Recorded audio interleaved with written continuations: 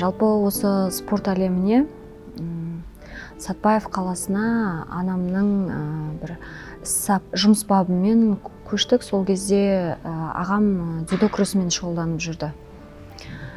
Жаңағы дзюдо күресімен шұғылданып жүрген кезде мен еріп баратынмын. Сол кезде жаңағы балаларды көрем, күресіп, ойнап, тренерлердің тренировкасын, жаттықтырушылардың тренировкасын көрем.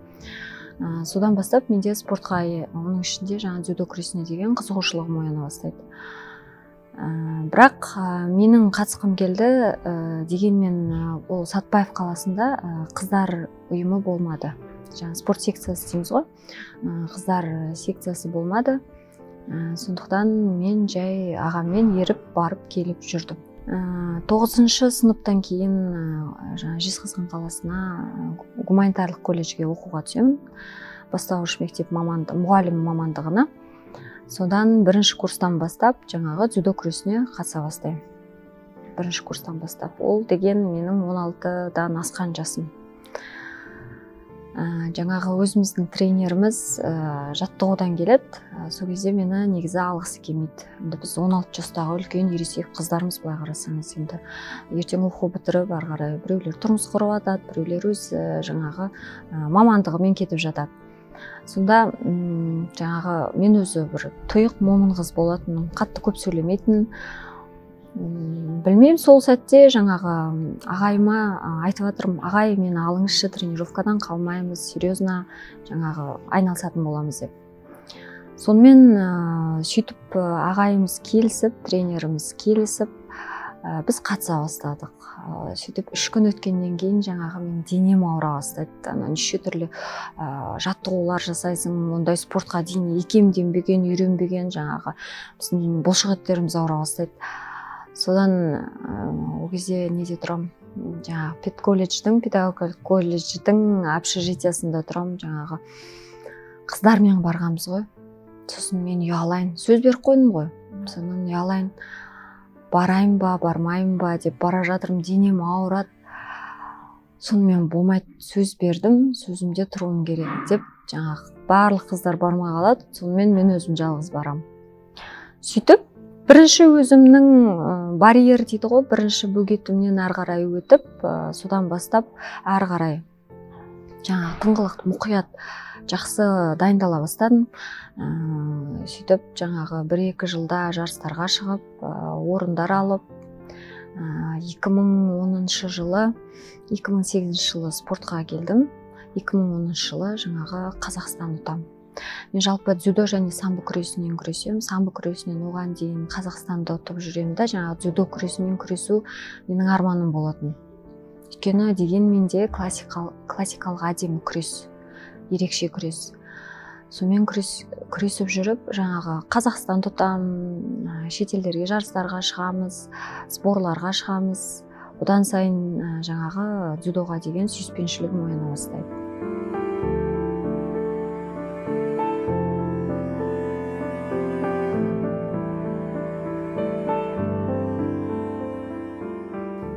Жалпы төрешілікке сол 2000 жылдары келдім.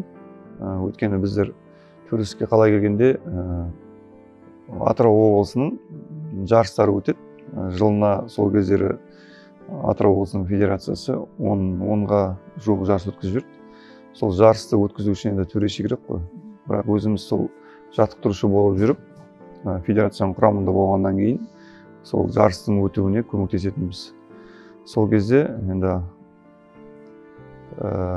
балалар дайындаймыз, жарысқа келеміз, бірақ өзіміз төреші болып жұмыс істеп бастап кеттік. Жалпы төрешілікке осылай келдім. Және енді жалғыз сол татамидің үстінде ғана емес, біздер жаңағы залды дайындау, татами төсеу, сол жаңағы жарыстың өту жеребе-күсін жасау, соның бәріне араласатынбыз. Енді тренер болғаннан кейін тек қана бала дайындаумен емес, осы төрешілік жағында алып жүру керек болды. Бірақ жалпы негізі қазіргі уақытта төреші бола алатын жаттықтырушылар да бар, мүлдем төрешілікке қатыспайтын жаттықтырушылар да бар. Енді сонда екі неге бөлінеді, соны біз енді сол төрешілікті де бірге алып жүруге тура келді. Өйткені осы бастап төреші болғаннан кейін ауыл жаңағы облысымыздың ішімізде ары қарай республикалық дәрежедегі жарыстар төрешілік ете бастадық. Осылай төрешілік басталды.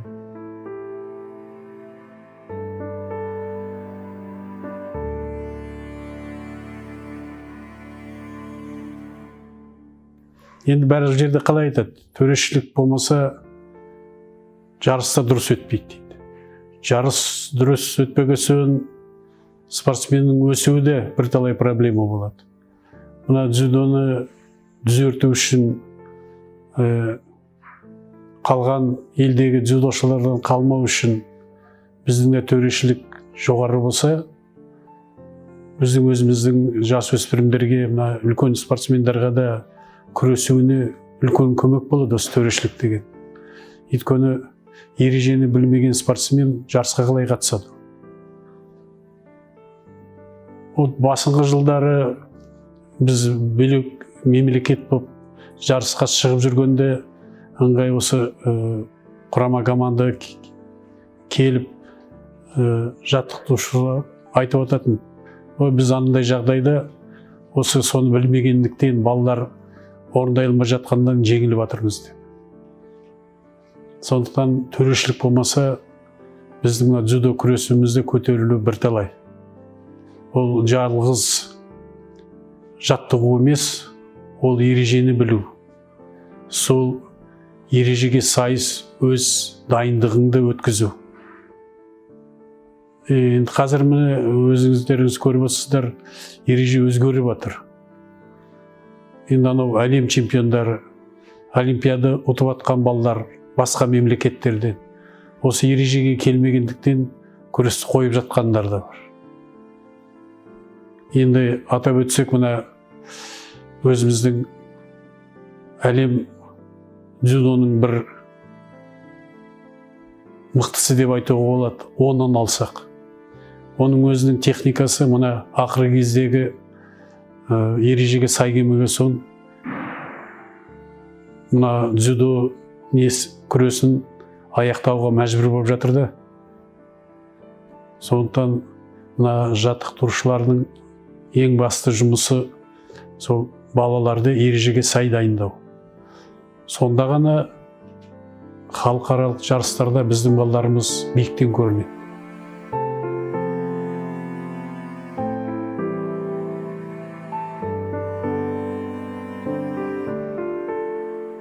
Кез келген бір мамандық иесінің сол мамандыққа келу себебі ол алғашқы ұстазына байланысты деп ойлаймын негізі. Менің спорттағы алғашқы ұстаздарым, ол жаңағы Дидар ағай, Бауыржан ағай, Амантай ағай. Оның ішінде жаңа Бауыржан ағай дзюдо күресінен төрешілік міндетін, жаңа қызметін атқарып жүретін. Өте әдемі спорт түрі. Өзім жаңа Қазақстан тұтқаннан кейін бірыңғай осы дзюдо күресімен сол бағытта жаңа жарыстарға шыға бастадым. Сөйтіп үлкен жарыстарда төрешілерді көре бастадым. Әдептері, дисциплина дейміз ғой, өзін ұстау әдебі, сөйлеу мәнері, өте мәдениеті. Соған деген жаңағы сүйіспеншілігіміз одан сайын артып, жаңағы мен қызығушылығым ояна бастады. Бірінші төрешілігіміз ол жаңағы бізде Сатпаев қаласында қалалық біріншілік жарысы өтеді ғой. Сонда өзім спортшымын. Әлі күресіп жүрміз. Сонан жаңағы жаттықтырушым төрешілікке шақырады. Біз өзіміз сыртта күресіп жүрміз.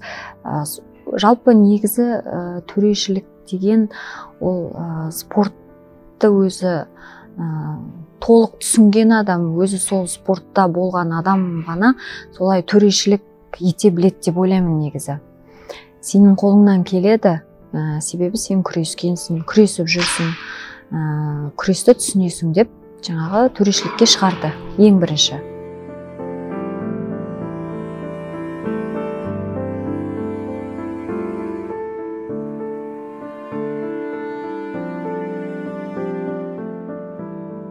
Қазақстан Республикасының жаңағы біріншілігін жасөспірімдер арасында ең бірінші біздің сол Атырау қаласында 2005 жылы жасөспірімдер арасында чемпионат өтті.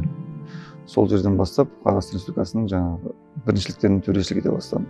өйткені өзімізде болғаннан кейін сол жерден басталды республикалық дәрежеде төрешілік жасау. Өзіміздің өлкеде жұмыс жасап жүріп төрешілік, біздің енді облыстың атынан баратын төрешілер керек қой. Сол төрешілердің ішінен іріктеліп шығып, сол федерацияның шешімімен, облыстық жаңағы спорт басқармаларының шешімімен шыға бастадым. Сол өткен сол төрешілердің ішінде бір жақсы аяқ алысым жақсы болған болар, сол маған таңдау түсіп, алға қарай республикалық деңгейде төрешілік жасай бастадық. Қазір мына интернешнлда экзамен тапсырып жатыр төрешілер. Бізде қазірдің өзінде 7 адам интернешнлдар бар, төрешілік жасап жүргендер.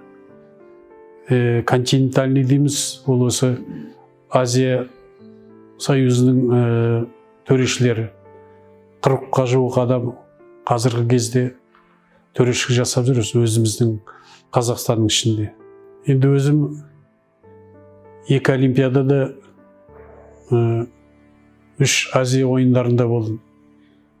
2 универсиадада төрешілік жасадым. Гран-при, гранд-слам дейді. Бірталай жарыстарына қатысып төрешілік жасағам. Енді қазіргі заманда бізде мына Қиянов Жандос деген шығып жатыр. Жасөспірімдер әлем чемпионатында мына гранд-сламдарға бәріне қатысып төрешілік жасап жүр. Енді үмітіміз осы жігітте, осы мүмкін осы Парижға ма, әлде болмаса келесі олимпиадаға ма шығады деген ойдамыз. Өйткені төреші болмаса, төрешінің өзінің сол жерде жүргенінің өзі мына командаға бірталай көмек болады. Сондықтан ойлаймын, осы Жандостан кейін де тағы дайын. Қазірде осы әлемге қойсаң төрешілік жасайтын балалар бар, қыздар да бар. Мына қыздардан Қашқинова Кенжезару бар. Ер азаматтарда мына Тажиков Ерлан бар. Тағы да бірталай азаматтар бар. Енді соны біздің федерация дұрыс жұмыс істеп, соларды жоғары қарай шығара алса. Өйткені мына гран-при, гранд-сламда қарап жүрсек, кейбір мемлекеттерден 2 адамнан, 3 адамнан төрешілік жасап жатқандары бар. Сондықтан біздің федерация осыны қолға алып, өзіміздің барымызды көрсетіп, төрешілерді жоғары шығарып алсақ. Сондықтан төрешінің көмегі мына өзіміздің балалар жиын дайындық жасап атқанда да төрешілер қатысып отырса. Сол жерде айтып отырса, мына дайындап атқан мына баланың мына техникасы дұрыс емес. Әне жері ережеге сәйкес келмей жатыр деп. Сонда балаларды өздері ойланып, техникасын дұрыстап, сонда ғана биіктен көрінеді деген ойдамын. Күресті қойғаннан кейін 2011 жылдан бастап жаңағы өзім толыққанды айналыстым. Осы төрешілікке бет бұрдым. Өзім жаттықтырушы болып жұмыс істедім, шәкірттерім болды. Шәкірттеріммен бірге жарысқа барамыз. Бір жағынан өзім төрешілігімді атқарам, шәкірттерім өздері жаңағы орындарын алып, екінші жаттықтырушы бар, соның көмегімен бірге бірігіп жұмыс атқардық. Содан жаңағы 2015 жылы халықаралық континенталь экзаменін тапсырам. Тапсырғанда бірінші Ержан ағайымыз, Байжұманов Ержан ағай звондайды, Кенжезару осындай бізде жаңағы не өтейін деп жатыр экзамен Қырғызстанда, дайынсың ба деп. Сосын Мұқсым ағайға хабарласып, Мұқсым ағай да айтып жатыр жаңа хабарласып, осы экзаменге бару керек, тапсыру керек деп. Қырғызстанға барам, аяқ асты шығамыз. Қырғызстанға барам, тіл тапсыру керек, әдістерді тапсыру керек, приемдар деп айтамыз біз студияда. Соларды тапсыру керек, жаңағы төрешілік. Ең маңыздысы, сенің төрешінің осы татамидің ішінде өзіңді ұстау, төрешілік ету, жаңағы соны бағалайды. Комиссия мүшесі. Сөйтіп, сол континентальді 2015 жылы Қырғызстанда алып ақтап келем. Қазақстан Республикасының төрешілер директоры Мұқсын Мұхамедиұлы 2012 жылы Ташкентте өткен Азия құрлығының континенталь төрешілік экзаменіне мені және Шадраим Паужан екеумізді ұсынды. Сол Ташкентте өткен экзаменге қатысып, жарысты төрешілік жасап, сол жерден континентал дәрежелік төреші атанып қайттым. Енді қазір біздің мына Қазақстан дзюдо федерациясы міне жаңағын өткіздік. Семинар болды халықаралық. Экзамен тапсырдық. Осының өзінде Сапишев Самат міне интернешнлға тапсырып шықты. 2 адам континентальный экзамен тапсырып шықты. Енді тапсырған қолдан келіп жатса, бізде болашақта тағы жоғарыға биіктен көрінетін төрешілер бар деп айтуға болады. Енді осының бәрін дұрыстап бір системаға салып, төрешілерге бір жағдай жасап, кейбір кезде болып жатады, төрешілерді облыстағы басшылар жібергілері келмей жатады. Ол не береді төрешілік бізге деп. Сондықтан ойлаймын, ол басшылар өз региондағы ғана қамын ойлай ма деп. Бізге енді қазір жалғыз регион емес, өзіміздің аймағымыз емес, бізге мына еліміз, жеріміз үшін Қазақстанның дзюдосын көтерсек деп ойласақ, сонда өсеміз, биіктен көрінеміз. Енді былай қарасаң, Жапония, Корея халқы, мына Европа жақтар, мына Америкадан, Бразилия жақтар, әрқашан осы Олимпиададан, әлемнен медаль алып жатады. Сонда мен ойлаймын, ол біздің жеріміз кем екен оларда. Олардың да сол күресіп медаль алып жатқан спортсмендері біз сияқты шығар, біздің балалар кем емес. Сол методиканы дұрыстап, осы ережені қолға алып, сол методиканы мына ережеге келістіріп дайындасақ, біздің балаларда көрсететін жағдайы бар. Енді әбден көрсететін жағдайымыз болмаса, қайдан бізге осы Олимпиададан медаль келіп отыр? Житкеев Асқат, Елдос, әлем чемпионатына медаль алып отырмыз. Ол не көрсетеді? Ол біздің де мүмкіншілігіміз бар екенін көрсетеді. Жалпы төреші деген адам негізі мынау жарыстың ереже бойынша әділетті өтуіне жауап беретін адам, төрешілер.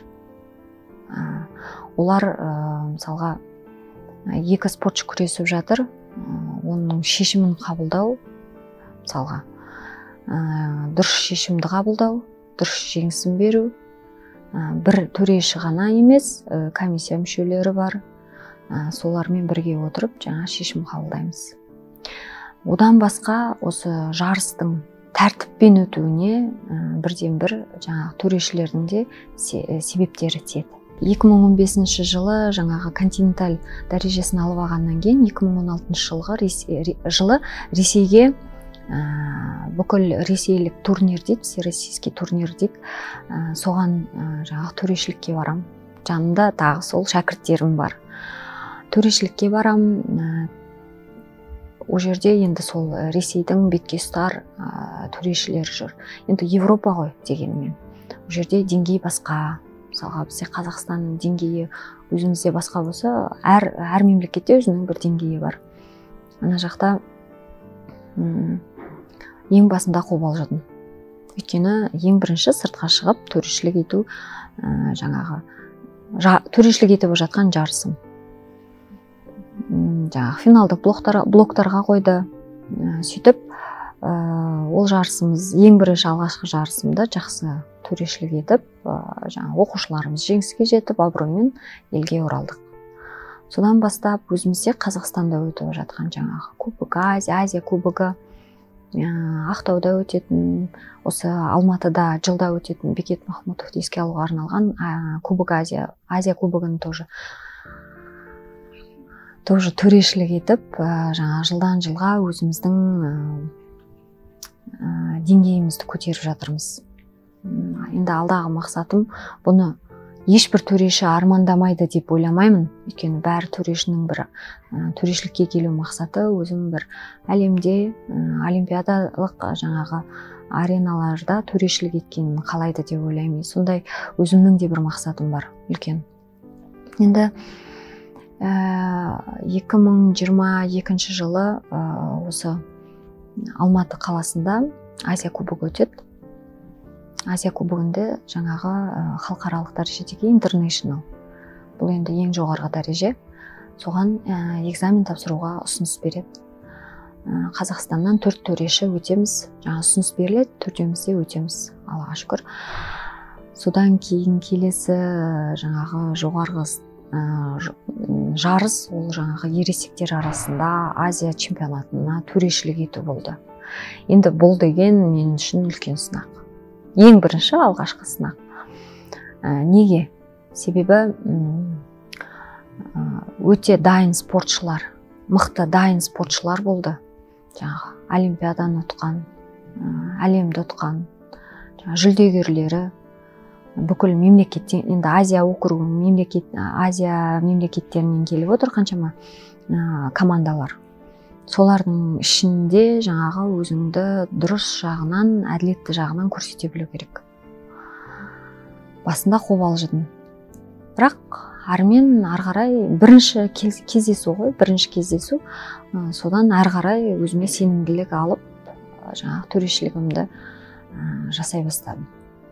Енді бұның бәрі өзіміздің ағаларымыз бар ғой, спортта төрешілікте жүрген, қолдау, бағыт көрсетіп жүрген. Мысалға кейде айтады, кенже өзіңді былай ұстау керек, жерде былай болу керек, саспау керек деп. Мысалға ағаларымыз бар, өзіміздің төрешілікте жүрген, осы қаншама үлкен ағаларымыз бар, қасымызда жүрген. Сол кісілердің көмегінсіз де болмады деп ойлаймын. Ол кісілер жаңағы ақылын айтпаса, біз осындай бір неге дәреже дейміз ба, дәреже, енді өзіміздің ынтамыз бар, соған жетпеуші едік. Қарындастар ретінде жаңағы құрметтерін білдіріп үйретті бізді. Бастапқы сәтте халықаралық турнирлерде төрешілік еткенде әрине қобалжу болады. Енді әр затты бастағанда қобалжу болады ғой. Артынан енді етің үйреніп, қобалжу артта қала бастайды. Интернешнлға да осы Қазақстан Республикасының төрешілер директоры Мұқсын Мұхаммадиұлының ұсынуымен, федерацияның ұсынуымен 2017 жылы Гонконгта өткен халықаралық дзюдо федерациясының өткізген экзаменге қатысып, емтиханға қатысып, сол жерден қорғап шықтым. Жалпы IJF-тің жарыстарына сол континенталь болып жүріп, континенталь дәрежесінде болып жүріп, Европа кубоктарына барып төрешілік жасап жүрдім, және Азия кубоктарында төрешілік жасадым. Содан кейін барып жаңа интернешнлға тапсырдым. 2017 жылы интернешнл тапсырғаннан кейін, 2018 жылдан бастап мені Азия ойындарына төрешілік жасадым, Индонезияда өткен. Пара Азия ойындарына төрешілік жасадым. 2021 жылы, қателеспесем, 2021 жылы Бішкекте өткен Азия чемпионатын төрешілік жасадым. Және мына біздің пара дзюдодан 2018 жылы өткен, ол кезде уже IJF-тің төрешілермен бірге әлем чемпионатын төрешілік жасадым, Португалияда өткен. 2019 жылы жасөспірімдер арасында өткен, Алматыда өткен әлем чемпионатын төрешілік жасадым. Енді алдымызда бізде енді осы олимпиадалардан алтын медаль ғана жоқ. Соған жету үшін бәріміз бір ұйым болып істесек, әрбір өз аймағын емес, мына Қазақстанды ойласақ, сонда бізде де алтын медаль болады. Әлемнен де, олимпиададан да өзім енді солай ойлаймын. Енді болашақта солай бір ұйым болып жұмыс істесек, көтерілеміз де, бәрі бізде олимпиадалық, әлемдікте медальдар болады. Енді қазір міне бізге федерациямызға жаңа президент келіп отыр. Енді ойлаймын, осының федерациямыз қайтадан көтеріліп, осы әлемдегі барлық федерацияларға қосыламыз бе деп. Өйткені федерацияның авторитеті көп нәрсені береді. Мына осы төрежінді 2-3 кіргізу үшін федерацияның авторитеті керек. Федерацияның авторитеті болмаса, ол жақта да бізбен көп санаспайды. Біз төреші болғаннан кейін бұл өте үлкен жауапкершілік. Жаңа да айтып кеттім, біреуге жағамыз, біреуге жақпаймыз. Сондықтан ол жүкті біз біле отыра, біз татамиге шығамыз. Мен ойлаймын, татамиге төрешілік етуге шыққан төреші әдейі қателік жасамайды деп. Ал ол егерде бір жерде қателік болып жатса, міндетті түрде ол қателіктің алдын алады. Мынау белдесу, 4 минут белдесу болып жатса, 4 минуттың ішінде жаңағы тоқтатып, егерде бірінші минутта сондай бір қателік болып жатса, тоқтатып, ол қателікті түзетеді. Ең азы, былай қарасаңыз, ол опай, шиды дейміз, ескерту. Ескертудің өзі дұрыс берілмесе, ол ескертуді алып тастаймыз. Егерде берілу керек жерде берілмесе, сол бергіздіреді, тоқтатып. Сондықтан да ол жаттықтырушыларды да түсінуге болады. Көрдіңіз, екі жақ бар, төрешілер жақ бар, жаттықтырушылар жақ бар. Олар балаларды дайындап келеді, ұтылғанын қаламайды, жаңағындай тонкий моменттер дейді, тактический моменттер болады. Мысалға, шидамен ұтылуы мүмкін, кім баласының ұтылғанын мойындайды. Төрешілік ете жүре, мен өзімнің балам, оқушым күресіп құлап жатса, мысалға, мен қараймын, өзім бір мойындайсың, өйткені өзің сол салада жүрсің. Егерде ол нәрсені түсінбей жатса, жаттықтырушылар төрешілік ете білу керек та. Кейде мынандай жағдайлар болуы мүмкін. Жаттықтырушылар жағынан шум шығарып, келіспеушілік болып жатады. Мысалға, неге шида бердің, неге деген сияқты. Мысалға, қазір айттым ғой, технология дамып кеткен. Камерада 4 секундта баяу түрде баланың, біз мысалға көзіміз көрмей қалуы мүмкін. Бала тез айналып кетуі мүмкін да әдістен. Камера оны жаңағы фиксировать етеді. Біз жаңағы 4 секундтың ішінде медленно баяу көрсетіледі, анық көрінеді. Жаңағы өзіміз үшін де біз жаңағы оны соткаға, видеоға түсіріп аламыз кейде. Қазір енді бәрі жақсы болып келе жатыр, өйткені көреді да өздері, бір келді көрді, екі келді көрді, түсінеді, ол бәрі әділетті екен жаттықтырушылардың. Мен айтқандай, жаттықтырушылар балаларының әкелген, өздерінің дайындап әкелген жаңағы шәкірттерінің ұтылысын көргілері келмейді. Сондықтан кейде оларды да түсінеміз, өйткені эмоцияның үстінде олар мойындамауы мүмкін да. Біраздан кейін келіп, кешірім сұрап жатады. Төрешілермен бірге, сол спортшылармен бірге төрешілер де сол этаптан өтеді. Өйткені өзгеріске сен егер үлгермесең, онда сіз жаңағы слабый звено болып, жаңағы әлсіз звено болып, сіз жаңағы әлемдік турдан шығып қалуы мүмкін. Өйткені кеше 22 жылдың соңында кейбір төрешілерді шығарып, орнына жаңа төрешілер кіріп жатыр қазір. Білмеймін, енді біз қалдық, енді Алла қаласа біз жақсы төрешілерге сатқан шығармыз деп ойлаймын соған қарағанда. Енді бұрын 4 жылда бір ауысатын төрешілік ереже 4 жылда бір ауысатын. Қазіргі таңда мына біздің бас төрешілер ауысқаннан бері әр жарыс сайын бір өзгерістер еніп келе жатыр. Оны мен дұрыс деп ойлаймын, өйткені мына қазіргі үштік жұмыс жасап жатқан, ол үштік емес, үштіктің артында да әртүрлі жаңа Европаның несі бар, қасында супервайзерлар бар, барлығы жұмыс жасап жатыр деп ойлаймын. Және олар қазір мына жаттықтырушылармен бірге әр елдің жаттықтырушыларымен бірге жұмыс жасап жатыр. Өйткені мен біліп отырамын, естіп отырамын, жаңағы біздің бас төрешіміз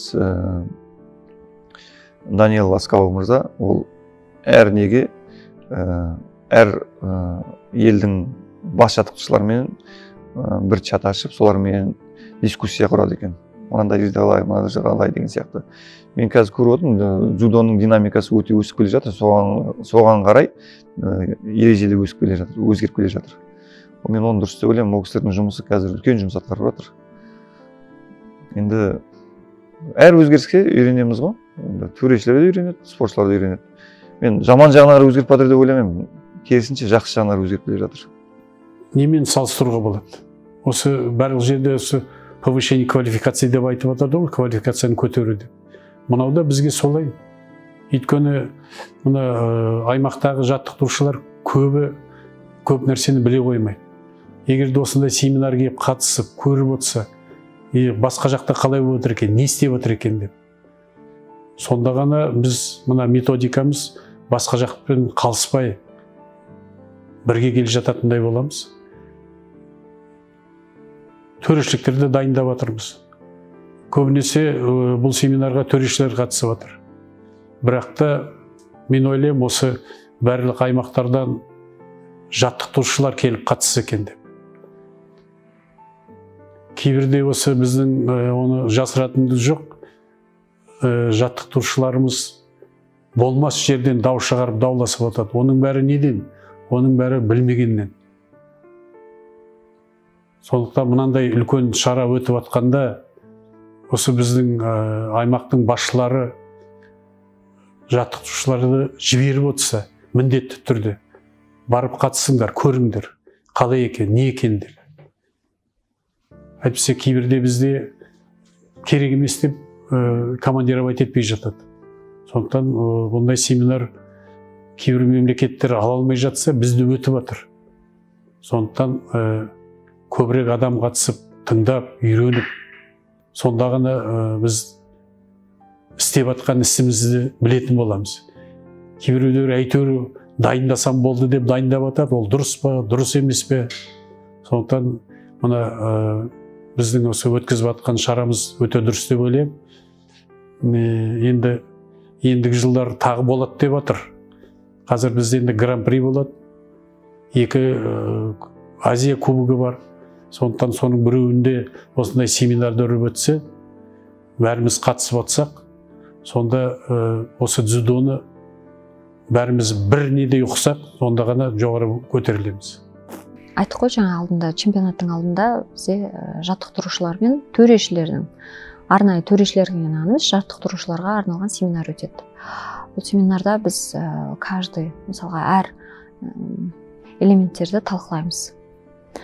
Оған жаңағы бір төрешілерге ғана кіруге рұқсат, басқаға рұқсат емес деген сөз жоқ, қағида жоқ. Оған бәріне келуге, қатысуға рұқсат етілген. Мысалға, былай қарасаңыз, кешелі бүгін бізде семинар өтті, халықаралық семинар өтті. Халықаралық дзюдо федерациясы рефери директорлері мысалға өздері өткізді, арнайы. Бірақ оған барлық жаттықтырушылар келді деп айта алмаймын. Мысалға, тегін өтіп жатыр. Біздің федерация барлық жағдайды жасап жатыр, мысалға, ол үшін. Келіп, жаттықтырушылар келіп қатысу керек. Енді қатыспады емес, қатысты. Бірақ дегенмен де барлығына мүмкіншілік бар, барлығына мүмкіншілік берілген. Келіп қатысу керек та, өзінің білімін жоғарылату үшін, түсіну үшін, дзюдоны, ережені түсіну үшін. Сол үшін де семинар деген өте керек нәрсе. Ол қазір алда бізде мысалға спартакиада болады, спартакиаданың алдында да мысалға семинар өткізіледі, міндетті түрде оған да келіп қатысуға рұқсат етілген. Келіп қатысу керек. Ең бірінші болам деген көңіл керекті. Енді жалғыз мына өткендерді қарай берсек, онда қалғандар қалып қояды ғой. Содан кейін қазір мен бір 2-3 эшелон жасайын деп отырып, мынадардың артынан тағы екінші номерлар дайындап, мына континентальный, интернешнлдарды супервайзер отырғызам да, жастар төрешілік жасап, мынадар одарды үйретіп, сонда бізде бір система болады, төрешіліктің системасы. Енді әзірше дұрыс келе жатқан сияқтымыз. Мына жасөспірімдер турнирдарда мен интернешнлдарды шақырып, одардың бәрін супервайзер отырғызып, анада жастарға үйреткізіп, солай жасап отырып, өйткені мен жалғыз өзім оның бәрін дайындау мүмкін емес.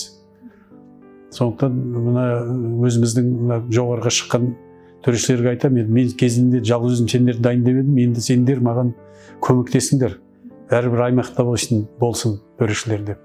Енді қазір әрбір аймақта сол аймақтың рефери директорлары бар. Солардан сұрап атамыз, кімің бар, қалай дайындадың, неше адам дайындадың деп. Сондықтан сол система қозғалып жұмыс істеп кетсе, бізде бірталай төрешілік мектеп болады деп айтуға болады.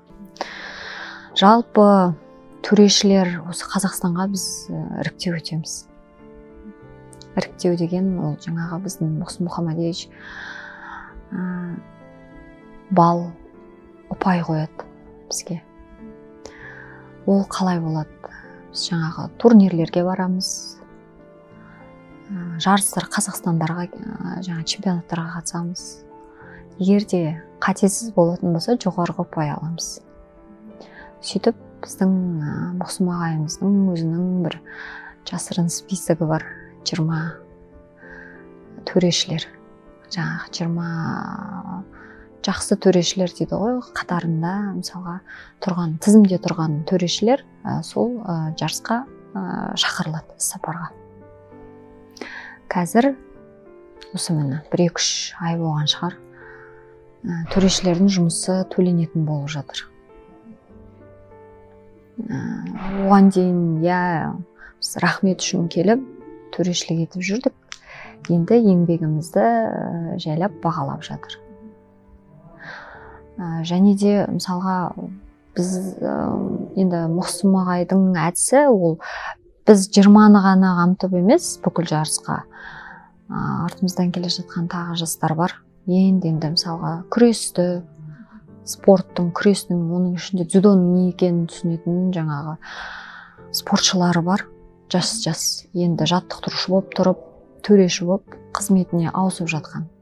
Соларды да жаңағы шақырып, жарысқа қатыстырып, білімін арттыруға тырысып жатыр.